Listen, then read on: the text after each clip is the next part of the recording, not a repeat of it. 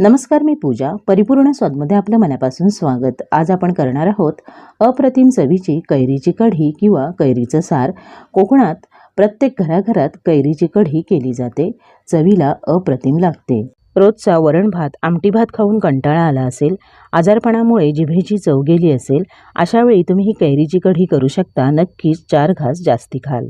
कैरीची कढी करण्यासाठी इथं मी पातेल्यामध्ये एक कैरी अशी बारीक चिरून घेतलेली आहे.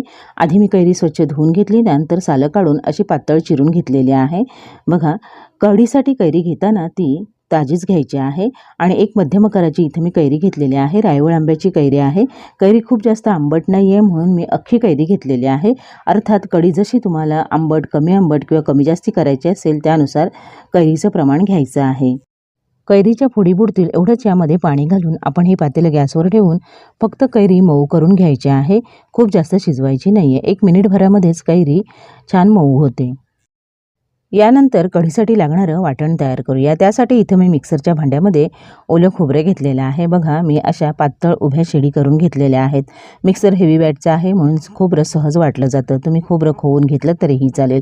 खोवलेलं खोबरं 1 कप घ्यायचं आहे. इथं मी 1 नारळ फोडून त्यातली 1 वाटी अशा पद्धतीने शेडी करून घेतलेल्या आहेत. म्हणजे 1 कप खोबरं घ्यायचं आहे. आणि कढीसाठी खोबरं घेताना नेहमी ताजा नारळ फोडूनच घ्यायचा आहे. अगदी थोडीशी कोथिंबीर घालायची आहे. खूप जास्त घालायची नाही आहे, नाहीतर मग कोथिंबीरीचीच चव येते. 5 कमी तिखट असलेल्या हिरव्या मिरच्या घातल्यात. तिखट तुम्ही तुमच्या आवडीनुसार कमी अधिक करू शकता. 7-8 मोठ्या आकाराच्या लसूण पाकळ्या, 1 इंच आल्याचे तुकडे आणि पाव टीस्पून हळद आणि अर्धा टीस्पून जिरं घातलेलं आहे. आणि यानंतर आपण उकडून घेतलेली कैरी यात घालणार आहोत. पाण्यासहित घालायची आहे, म्हणजे मग जास्तीचं पाणी यामध्ये घालायला नको आणि कैरीचा अर्क त्या पाण्यामध्ये उतरलेला असतो. त्यामुळे कढी अजूनच चवीला छान लागते. बघा, आता आपण शिजवून घेतलेली कैरी यामध्ये घातलेली आहे. आपण मिक्सरला लावून शक्य तितकं हे बारीक वाटून घ्यायचं आहे. मगच आपली कढी अगदी छान मिळून येते. यानंतर आपण कढी फोडणीला घालूया. त्यासाठी इथे मी गॅसवर कढई गरम करत ठेवले. 2 टेबलस्पून तेल गरम करून घेतले आणि यामध्ये 1 टीस्पून राई घातले. राई छान फुलू द्या. राई छान तडतडली म्हणजे फोडणी छान खमंग बसते आणि कढी चवीला अप्रतिम लागते. यानंतर आपण यामध्ये पाव टीस्पून जिरं घालायचं आहे. आपण वाटणामध्ये अर्धा टीस्पून जिरं घातलं होतं म्हणून इथे फक्त पाव टीस्पून घालायचं आहे. आणि 2 मध्यम आकाराच्या लसूण पाकळ्या अशा मी ठेचून घेतलेल्या आहेत. लसणीला हलका सोनेरी रंग येऊ द्या. यानंतर यामध्ये 10 ते 12 ताजी कढीपत्त्याची पानं घालायची आहेत. थोडा वेळ परतून घेऊया. बघा, फोडणी परतून झाले. आता आपण यात पाव टीस्पून हिंग घालूया. गॅसची फ्लेम लो ठेवलेली आहे. हिंग करपू नये म्हणून हिंग परतून घ्यायचा आणि लगेचच आपण तयार करून घेतलेलं वाटण यामध्ये घालायचं आहे. काळजीपूर्वक घालायचं, कारण तेल तापलेलं असतं, हातावर उडू शकतं. सगळं वाटण मी फोडणीत काढून घेतलं आणि तुम्ही पाहू शकता वाटण किती छान अगदी गंधासारखं वाटून घेतलं आहे. असं बारीक वाटण वाटलं त्यामुळे आपली कढी छान मिळून येते. आता वाटण आपण फोडणीमध्ये व्यवस्थित मिक्स करून घेऊया आणि मिनिटभर परतून घेऊया. मिनिटभरानंतर यामध्ये पाणी घालूया. पाणी घालताना नेहमी उकळतच घालायचं आहे, म्हणजे मग पाणी वेगळं वाटण वेगळं होत नाही. कढी छान मिळून येते. बघा, मिक्सरच्या भांड्यामध्येच मी थोडंसं पाणी घालून ते पाणी यामध्ये घातलेलं आहे. आता कढी कशी तुम्हाला सैलसर दाटसर हवी असेल त्यानुसार अंदाजाने तुम्ही यामध्ये पाणी घालायचं आहे, पण पाणी गरमच घालायचं आहे. बाजूच्या बर्नरवर मी पाणी उकळत ठेवलेलं आहे. आता गरजेनुसार पाणी घालून घेऊया. बघा, आपण यामध्ये उकळतं पाणी घातल्यामुळे कढीला लगेचच उकळी आलेली आहे. एक वेळ तळापासून ढवळून घेऊया. साधारण 1 मोठा तांब्या पाणी यामध्ये मी घातलेलं आहे. 4 ते 5 माणसांना व्यवस्थित पुरेल इतकी ही कढी तयार होते. आता आपण यामध्ये आंबटपणा बॅलन्स करण्यासाठी 1 टीस्पून साखर घालणार आहोत. तुम्हाला हवं तर तुम्ही लहानसा गुळाचा खडा घातलात तरीही चालेल. पुन्हा एक वेळ ढवळून घेऊया आणि मीडियम फ्लेमवर कढी 5 ते 6 मिनिटं छान शिजवून घेऊया, कारण आपण यामध्ये वाटण कच्चं घातलेलं आहे. ते शिजलं गेलं पाहिजे आणि कढीला चव छान आली पाहिजे. बघा, कढीला मस्त दणकून उकळी आलेली आहे. कढी मी 5 ते 6 मिनिटं अगदी छान शिजवून घेतली आहे.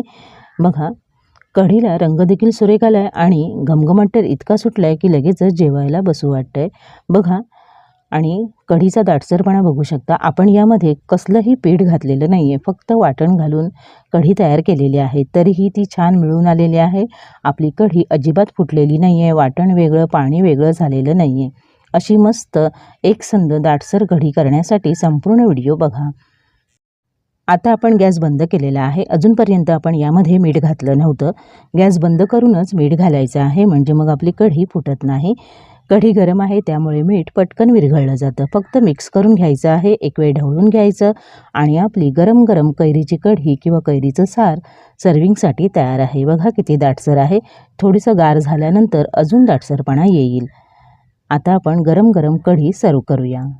तुम्हाला हवं तर वरून थोडीशी बारीक चिरलेली कोथिंबीर घालू शकता। मी आधीच कोथिंबीर घातली म्हणून पुन्हा घालत नाही आहे। गरम गरम कढी सर्विंग बाउलमध्ये काढून घेऊया। पाहूनच लक्षात येईल की आपली कढी किती छान एकसंध मिळून आलेली आहे। दिसायला जितकी छान दिसते तितकीच ती चवीला अप्रतिम झालेली आहे। कढी तुम्ही भातावर वाढून खाऊ शकता किंवा पेल्यावर अशीच पिऊ शकता। अशाच पद्धतीने कैरीची कढी किंवा सार घरी नक्की करून बघा। रेसिपी आवडली तर तुमच्या प्रतिक्रिया कमेंट बॉक्समध्ये अवश्य कळवा।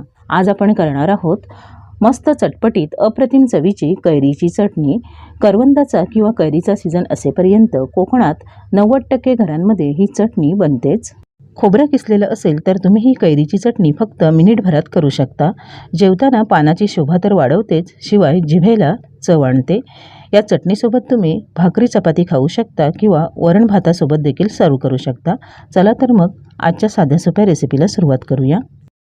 कैरीची चटणी करण्यासाठी इथं मी मिक्सरच्या भांड्यामध्ये 1 कप खोवलेलं ओलं खोबरं घेतलेलं आहे। बघा, बरोबर 1 कप होईल इतकं मी खोबरं घेतलेलं आहे। खोबऱ्याचं प्रमाण तुम्ही तुमच्या आवडीनुसार कमी अधिक करू शकता।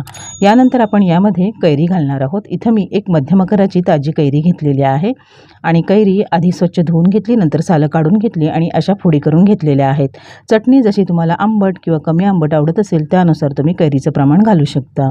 आता आपण यामध्ये 1 इंच आल्याचे तुकडे घालूया। यानंतर 10 ते 12 मध्यम आकाराच्या लसूण पाकळ्या घालायच्या आहेत। इथं मी 4 कमी तिखट असलेल्या हिरव्या मिरच्या घेतलेल्या आहेत। मिरचीचं प्रमाण तुम्ही तुमच्या आवडीनुसार कमी अधिक करू शकता आणि थोडीशी कोथिंबीर घालायची आहे। कोथिंबीरीचं प्रमाण थोडं कमी ठेवायचं आहे, कारण आपल्याला कैरीच्या चवीची चटणी करायची आहे। चवीनुसार मीठ घालायचं आणि आता आपण ही सगळी साहित्य मिक्सरला लावून याची चटणी तयार करून घेणार आहोत। यामध्ये मी अजिबात पाणी घालणार नाही आहे। मला थोडीशी जाडसरच चटणी हवी आहे। पाणी न घालता चटणी वाटली म्हणजे ती जास्त दिवस टिकते।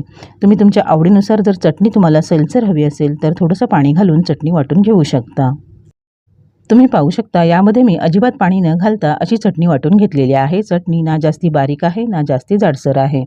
पाणी न घालता वाटलेली चटणी तुम्ही एखाद्या डब्यात भरून फ्रीजमध्ये 8 ते 10 दिवसांसाठी ठेवू शकता, ती आरामात टिकते। अशाच पद्धतीने कैरीची चटणी तुम्ही घरी नक्की करून बघा। तुम्हाला आवडली तर तुमच्या प्रतिक्रिया मला कमेंट बॉक्समध्ये अवश्य कळवा। माझ्या अशाच नवनवीन रेसिपीजसाठी परिपूर्ण स्वादला सबस्क्राईब करा। व्हिडिओ आवडला तर नक्की लाईक करा आणि तुमच्या मित्रमैत्रिणींसोबत शेअर करा। पुन्हा भेटूया अशाच एका नवीन रेसिपीसोबत। पूर्ण व्हिडिओ पाहिल्याबद्दल धन्यवाद।